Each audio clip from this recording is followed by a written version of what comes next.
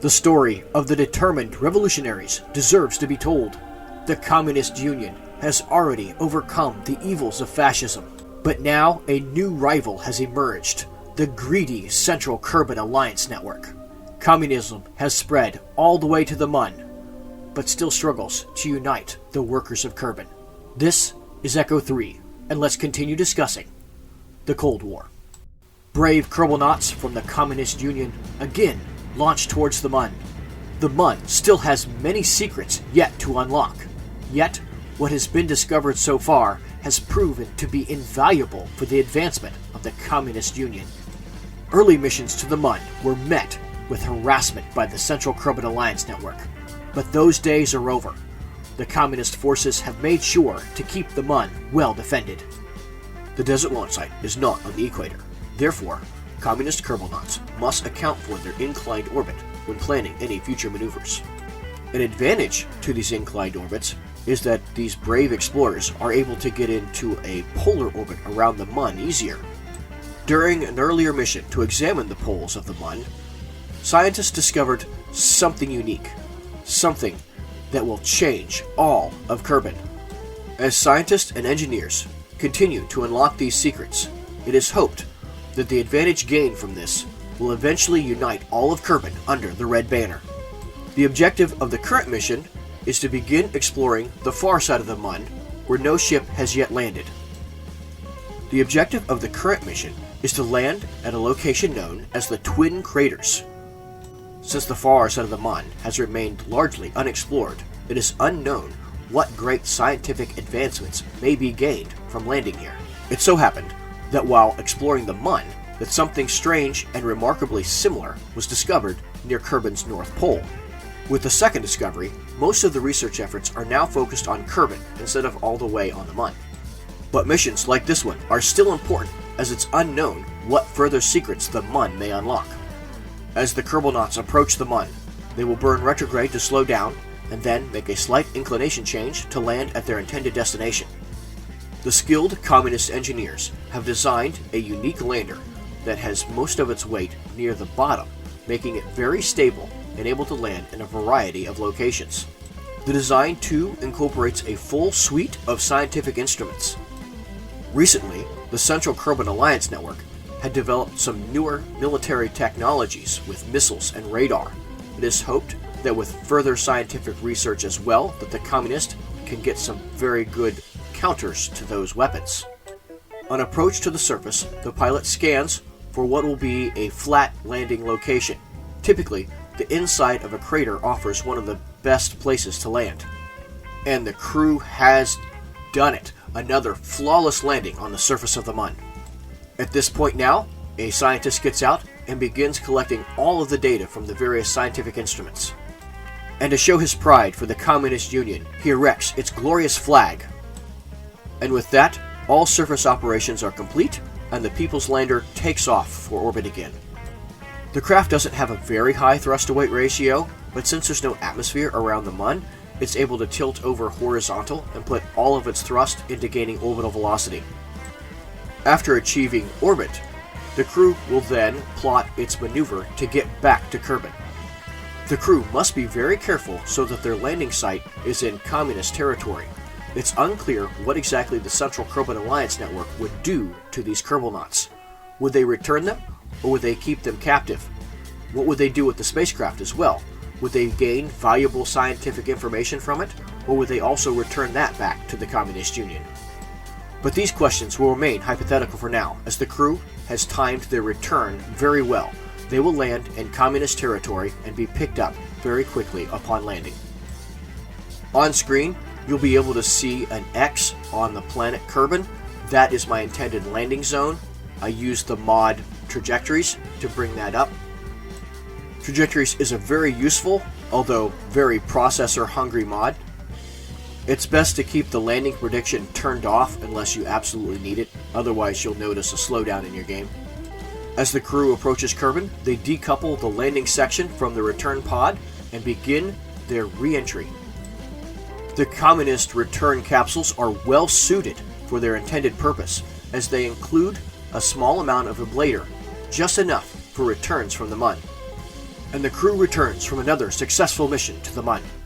Glory to the Communist Union. The Communist Navy has received a distress call. 2 sailors are stranded in the ocean with their boat capsized, and they report there is a Central Kerbal Alliance network jet harassing their position. Did the Alliance jet cause them to capsize in the first place? That is unknown, but this anti-aircraft destroyer is well suited to deal with the threat. The primary weapon system on the Kerbal class destroyer is a 10-centimeter anti-aircraft cannon. As the crew approaches the stranded sailors, a K-101 appears on the radar. The cannons are linked to the radar and the crew is given permission to fire. So far, the fighter remains just out of the effective range of the cannons.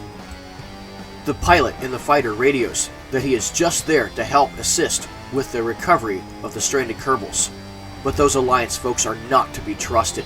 Just last week, they destroyed one of our Kerbal class destroyers. It was on a very similar mission to this destroyer. It was just trying to help recover some Kerbals that had their aircraft crash near the polar region. The crew must continue to sail towards the capsized boat, yet keep a vigilant eye on that Central Kerbal Alliance network jet. This K-101 is armed with a 500-pound bomb. That is plenty of explosives to take out a Kerbal class destroyer. It also appears that the Central Kerbal Alliance network has upgraded the plane's engines. So far, the fighter has remained just out of range of the destroyer's cannon. If it were to get within 10 kilometers, the cannon would have a chance of hitting it. The crew continues sailing towards the stranded Kerbals. The radar is locked on to the enemy aircraft. As soon as it gets within range, the cannons will automatically fire. The Alliance has had some stunning success in the use of missiles. These have proven to be quite a challenge for the fighters of the Communist Union. The jet now starts flying towards the destroyer. The destroyer opens fire, trying to keep the fighter away. It looks like the fighter is trying to make a pass at the destroyer.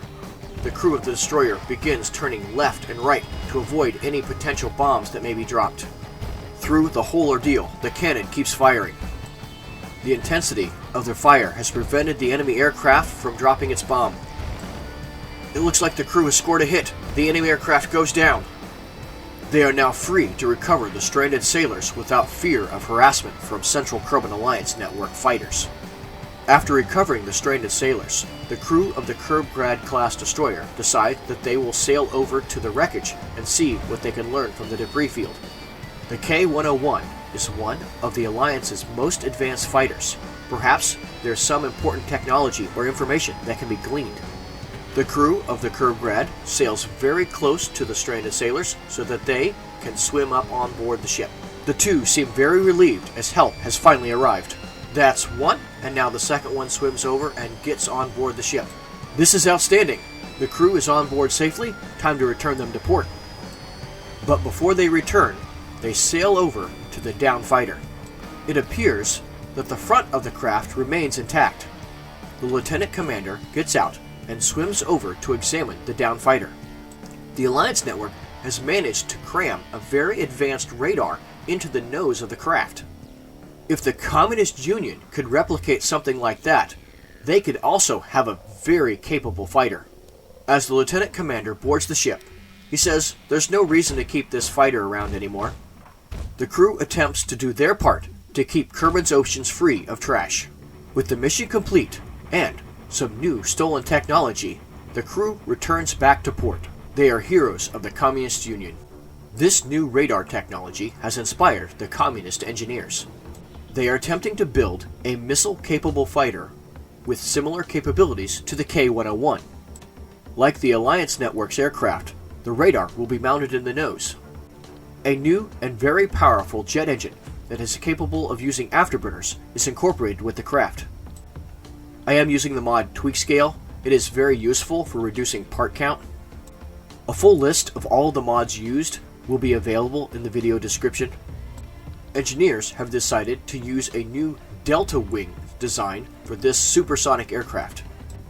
Currently, I'm only using the stock aerodynamics, so Delta Wings don't mean anything, but if you want a more realistic approach to that, you might try the mod Ferrum Aerospace Research. The angle of incidence is increased on the main wings, This adjusts the position of the center of aerodynamic pressure and helps the plane fly level. Once the wings are positioned, landing gear is added to the craft. Now all that remains is to set this aircraft up as a fighter. A weapons manager, AI controller, and hardpoints are added so that the weapons from BDArmory can be incorporated with the design. This is going to be more than just a test flight. The Communist Union would like to highlight a couple important locations. With the afterburner engaged, the craft quickly accelerates past Mach 1. This new Yak-9 appears to be very capable as an interceptor. This first location is where Kerbals first began launching rockets. After the fall of fascism, Communist forces took over this location and began using it for themselves. Just to the right of the runway is the very first assembly building. The fighter lands and taxis over to a little monument that has been set up. It is here where Kerbals first reached for the stars. Looks like an abandoned launch facility. Were there other Kerbals that made it to space before us? It is believed that the fascist V-2 was actually the first craft to reach space. And on that note, it's time to fly to the North Pole and highlight some of what the Communists have been doing there. What the scientists have discovered will bring glory to the Communist Union. A look back on the original Kerbal space facility reminds one just how far Kerbal kind has come since those early days. Now, to look forward to what is to come. As the pilot dives through the snow, one can begin to get a glimpse of what the future holds. The pilot flies straight over the new discovery. This will enable the Communist to have total domination. This right here. This changes everything. I am Echo 3, and thanks for joining me on this discussion about the Cold War. I will see you next time.